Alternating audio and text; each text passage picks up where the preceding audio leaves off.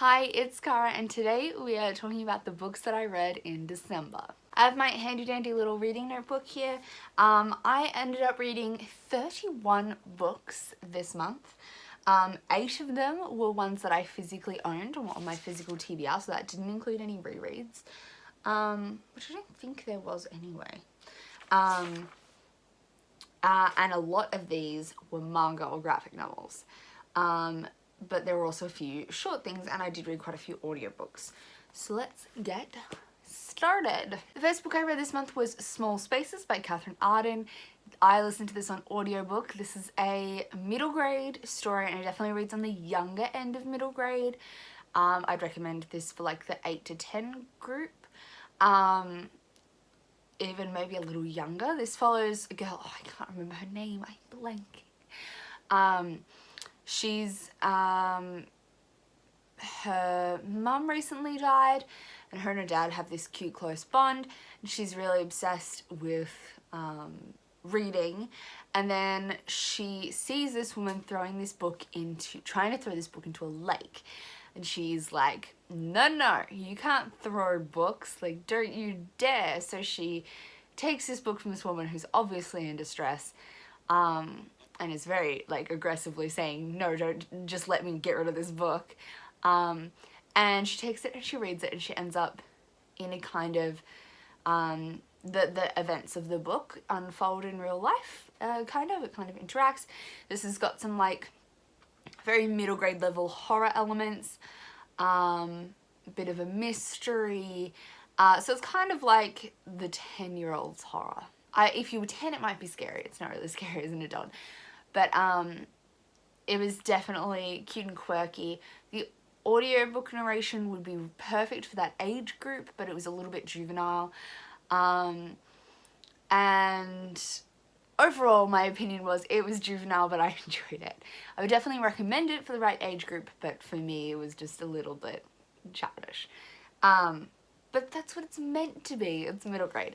So I think I ended up giving this like 3 stars. I really enjoyed it, but it wasn't anything amazing.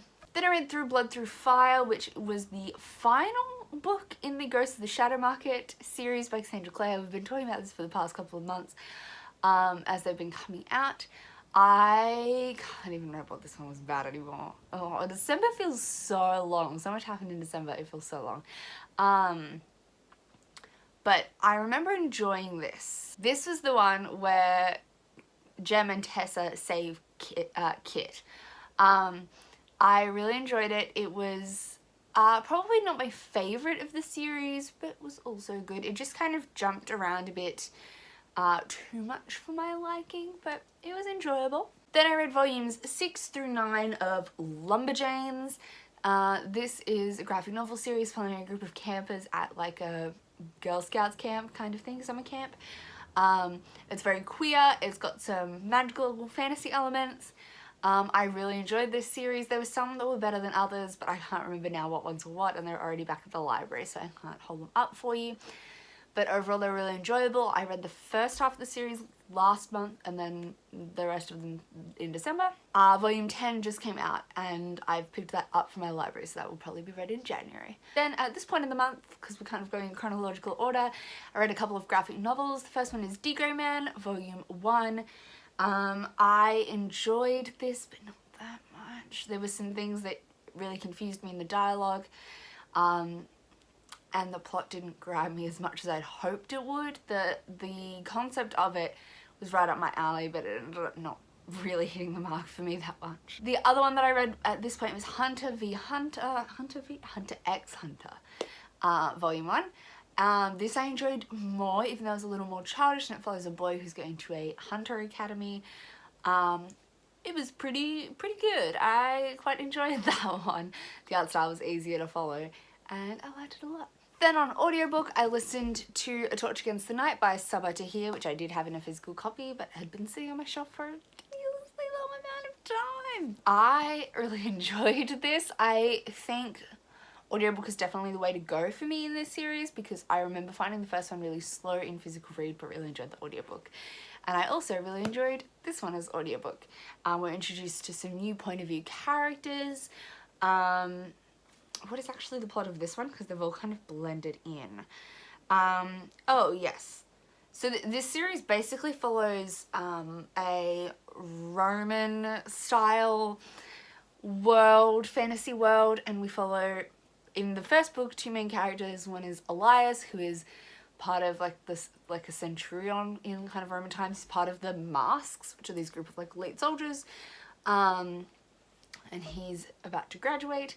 And Leia, who is one of like the oppressed class known as the Scholars, and she ends up as a slave for the Masks in a kind of undercover plot. And the world definitely opened up in book 2. It went in much broader directions, and I really enjoyed it. It was a great audiobook, and I greatly appreciated it. It was much fun. We ended up giving it 4 stars. Later in the month I also read book 3 in that series, so I'll quickly talk about that now. I don't have the physical copy, so here's the cover. This is A Reaper at the Gates. Again, this totally broadened the world out, but I think the plot itself was not quite as strong as the plot of book 2. Maybe, but it did do a lot of world building. Lots of things happened in this. Our characters were split up, which was a bit tough. I'm interested to see where book 4 goes, which I think is the final book in the series. I wouldn't call Reaper at the Gates my favourite, but it was also pretty solid, and I gave it 4 stars as well. Then back to where we were in the month, I read Queen of Air and Darkness by Cassandra Clare. This is the 3rd book in the Dark Artificers trilogy. It just came out in December, and obviously I basically read it straight away. It is a beast. I have a live read-along video up, which is got spoilers. I loved this so much. I was so connected to all the characters. I cared about them so deeply. There were some things that there was like a lot that happened in this, and sometimes I feel like Cassandra Clare books try and pack too much all into one space. But I genuinely enjoyed every component of this. There's a lot of characters, a lot of things happening, but I really enjoyed it. It was a love-hate thing with the ending. I didn't really like the epilogue. I find the ends of Cassandra Clare's series have huge epilogue tie everything up chapters, which I'm a little bit eye roll about. I don't think they're necessary. But I did like that compared to Kingdom of Ash, which I read the year before, or the month before, where everything was straight white relationships putting together. Everyone was straight and everyone had to be paired up. This one, at least the pairings and my favourite ship, the 3-way, the polyamorous ship, all were way more interesting as couples and pairings, and people weren't, it wasn't like a requirement for everyone to be paired up. This was a good time. You could obviously see where this set up for the next chronological books coming out, which is the Wicked Powers, but they're not going to come out for like 4 years or something. But you could see where this was leading into that. I'm interested to see how her next series goes, which is a jump back one again, and it follows on after the Infernal Devices. But I'm fully expecting not to really like the first one, because I feel like I take a book or two to get invested in these. Anyway, Queen of Air and Darkness was amazing. I really enjoyed it. I highly recommend this series, but obviously everyone does. Everyone knows about Cassandra Clare if you're in the like YA fantasy space. Then on audiobook, I read The Sun Is Also a Star by Nicola Yoon. This is a book that's really interesting. It takes place over a single day, and we follow Natasha, who is Jamaican and an illegal immigrant in the US, and her family getting deported after her dad was caught drink driving. And then we also follow Daniel, who's a Korean kid, like a Korean American kid, who is really kind of like tied into his Korean roots, but exploring how like America works for him. and his brother is a very like pushback against his Korean roots and is very much like, I'm an American and I'm ignoring all my heritage. And then they meet on this day and they're trying to help each other, and it's a little bit of a like snapshot of their lives in this one day. Obviously it's a romance. I listened to the audiobook. We also follow the narration of like the universe, and they follow kind of like different border characters to this story and how that plays in, and I liked that aspect. It is insta-lovey because it takes place over the course of a single day, but that's just the nature of the book, so I didn't mind it. I really enjoyed the audiobook. I thought the narrators were really solid. Overall, it was a good time. Again, I think I gave this 4 stars. Then finally, after like reading it for a month on and off, I finished Spinning Silver by Naomi Novik. This is her newest release, and it has a kind of similar cover to Uprooted, but I believe they're both fully standalone. There's no crossovers at all.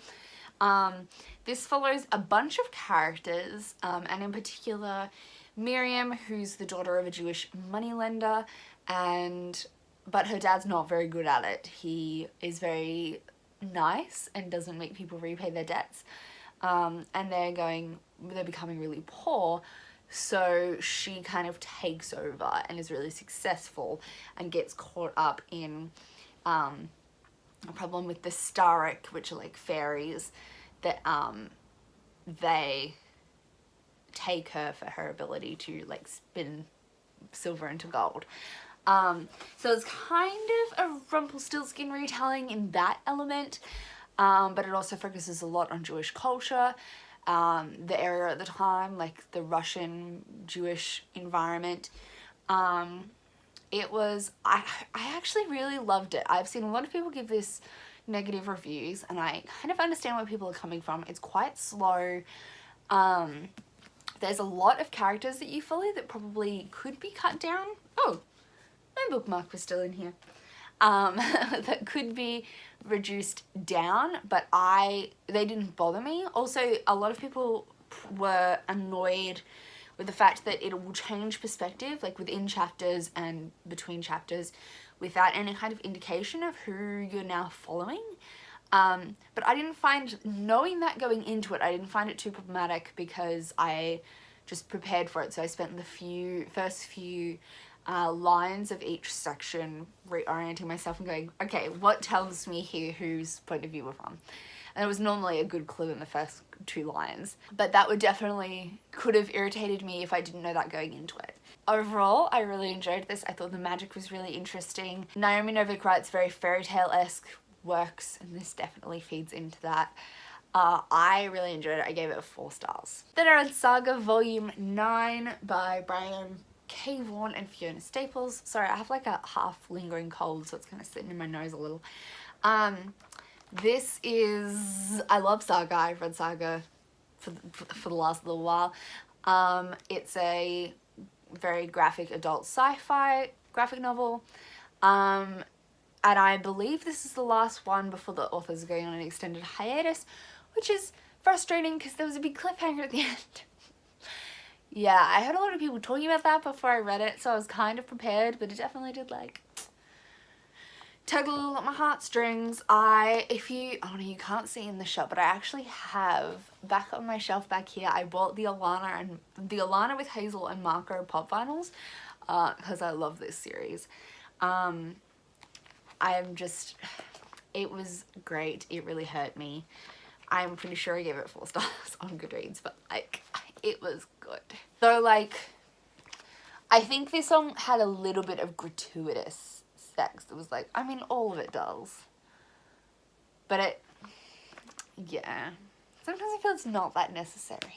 I don't think it developed character enough here to be necessary, whereas it has in other volumes. Then I read a couple more manga. So first off we have Fruits Basket, which I liked but I didn't really love. I find this kind, what are they called? I can't remember what they're called, but they're more like contemporary style ones. This is obviously like, this is magical realism kind of. But the kind of more fluffy ones, I find the art style tends to be harder to follow. I think it's the way the the text, the writing is put in. I find it hard to follow which bit I should be reading next. And the panels, yeah, just get a little bit more confusing for me. But I didn't hate it. Hang on, is that a Pikachu on the cover? Or is it just meant to be a bunny? It looks like a Pikachu.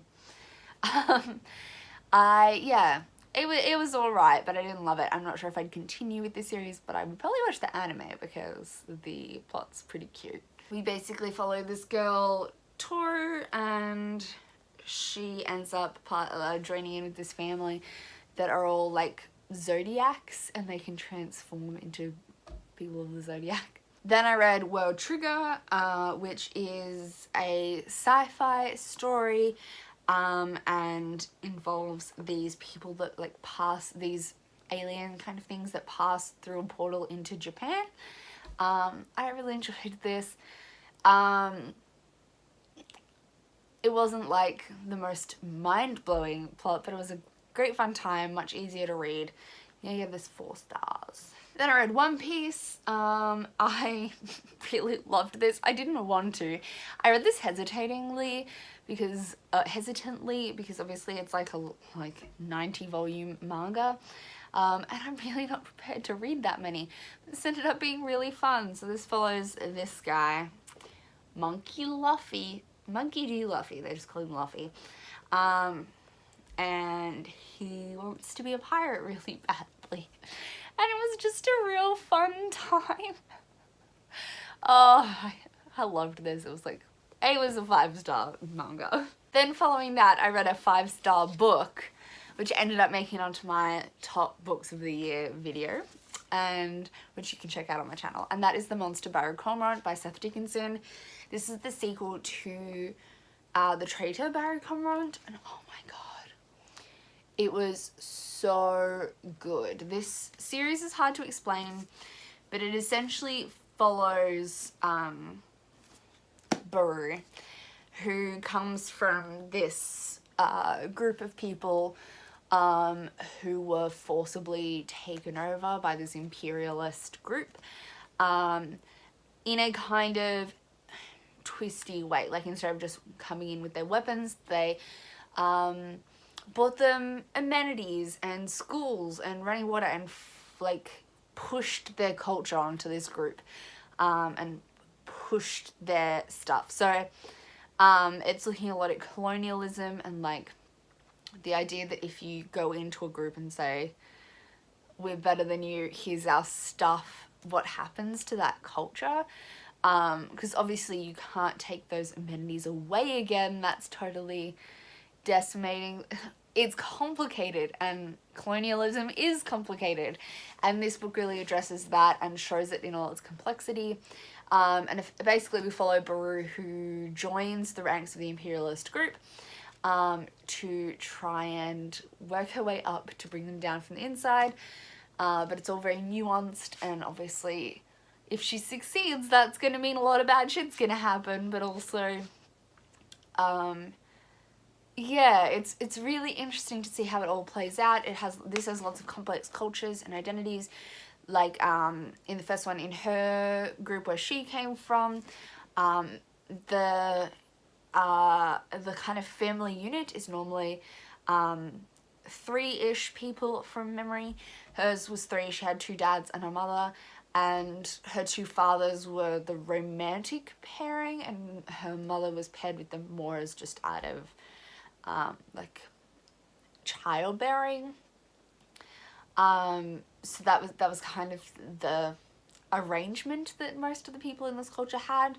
It was same-sex relationships for romance and opposite-sex relationships for baby making. And there are more cultures like that, but it really shows this diversity across the world, this fantasy world, and then also how putting this imperialist colonialist on top of that really affects everyone. And it was really, really good. The first book I really enjoyed, but this book was also amazing. I don't even know.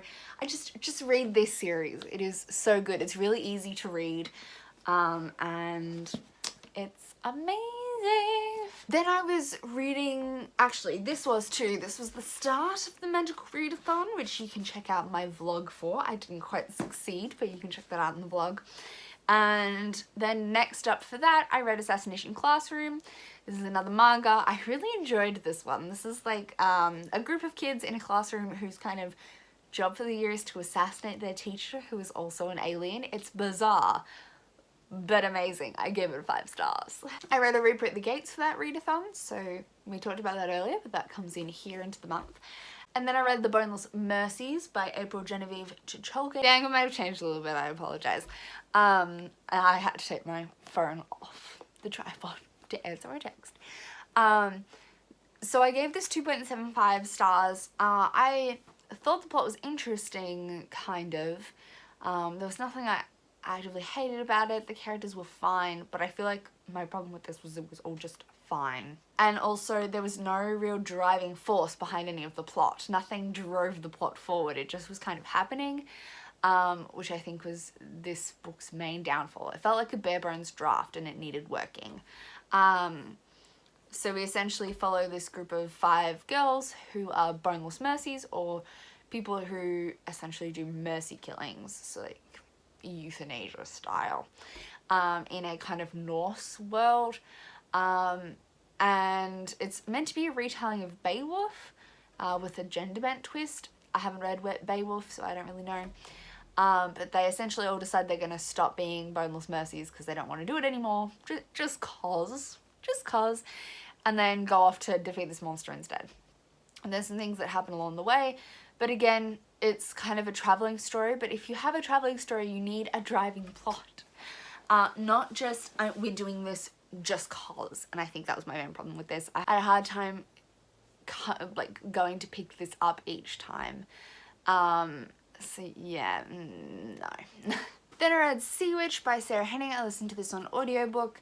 This was a little bit corny. It's a Ursula origin story, except it was kind of done in a redeeming way, which I think is why most people didn't like this. Ursula's villains, they wanted a villain origin story, whereas it's really not very dark. It's quite lighthearted 80% of the way. It has a little dark turn like 75% of the way through, and then it kind of has like a almost happy-ish ending. At least it's not very villainous. It more kind of like humanizes and niceifies Ursula, which I think is what people don't like about this. I enjoyed it as an audiobook. It was pretty easy to fly through, but it is quite simple. It's not very complex. It's a bit cheesy and it's just a fun time. Not a good time, if that makes sense. Like, it's nothing groundbreaking. It's nothing amazing. But it was fun. I think I gave it 3 stars. Then another polarizing read that other people have been all over about. I read The Hazel Wood by Melissa Albert. People were saying this was terrible. They hated it, and other people really loved it. I ended up falling into the love-ish side. I gave it 4 stars, I think.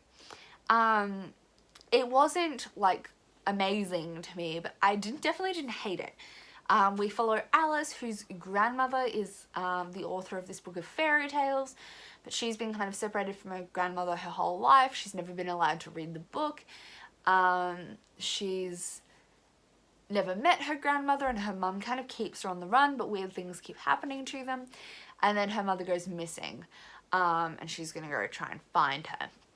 I think there's kind of like a clear divide about 2/3 of the way through where the plot kind of takes a different turn, and a lot of people did not like that. They either liked the start or the end, but not both. But I enjoyed both. And I kind of I didn't think they felt that separate. Also, people don't like the main character. You're not meant to like the main character. She's intentionally unlikable, but I enjoyed her. She was fun to read, and she did get called out in her problems by other people. So I really enjoyed this one. It was good. It took me a while to read, but mainly because I was busy, not because I didn't want to pick it up. That was especially true because my physical read prior to that was The Boneless Mercies, which had no driving force to pick it up. And I really just couldn't be bothered every time. I had to force myself to do it in like a, oh, well, to get to the next thing, we just got to finish it. Whereas this constantly made me want to pick it up, I just didn't have time. So yeah, I don't know whether I'm rating this higher because I came off such a poor read, and I might have been more critical if I came off an amazing read. Maybe, but I enjoyed this, it was good. Then to finish off the month, I read a bunch more manga. Like a bunch. I'm going to be doing a dedicated manga video in January sometime, so I'm just going to run through these super quickly. We have Around High School Host Club. I gave this 3.5-ish stars. Requiem of the Rose King, which I gave 3 stars. These are all volume 1s, by the way. My Hero Academia, which I gave like 3.75. Full Metal Alchemist, which I gave like 4.75. I really enjoyed this. It was so good. I totally get the hype. Blood Plus, which I give like 3 stars. Black Butler, which was about a 4 stars. Bleach, which was about 3 stars. I did not like this. I don't understand the hype about this one. It was not that good. The Queen's Knight, which was a solid 3 stars. And Vampire Knight, again, 3 stars. So those are all the books I read in the month of December. Yeah, a lot of manga and graphic novels, but also some cool novels as well. Comment down below if you've read any of these and chat with me about them down below. I really don't know how I'm gonna film a thumbnail right now. Maybe I'll just stick to the physical reads, not the manga and graphic novels maybe, because I can't hold all these up. Anyway, thanks so much for watching. I'll see you next time with another video.